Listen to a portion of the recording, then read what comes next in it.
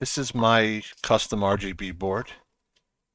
It's got an ESP32 microcontroller with 16 total pins used for RGB. So you got these four outputs right here. Each are individually programmable.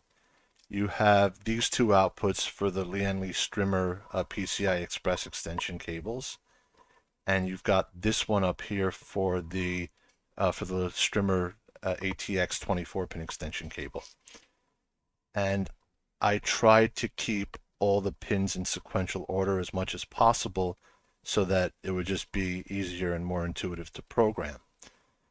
I have an input right here so you can connect your PC's reset button and use that to control, various features on your LED controller. Of course, this connects to a motherboard USB header. I've got a special cable that does that, and it's designed to fit in a standard 2.5-inch SSD mount, and that's why the mounting holes are placed the way they are. So I'll show you some of the things I've done with this. Anyway, here's my PC, and this is the reset button. So I'm turning it on. So that's the flame effect that comes with fast LED, and it's designed to allow for palette swaps.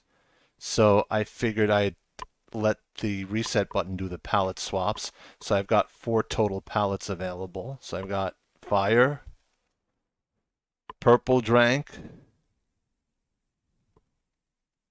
Let's see if I can get that focused a little bit better. And then you got a kind of blue flame effect, and then a monochrome flame effect. And then you hold the button down for a couple of seconds and it turns everything off. And then it uses the EEPROM in the chip itself so that it remembers the setting when you turn off the PC.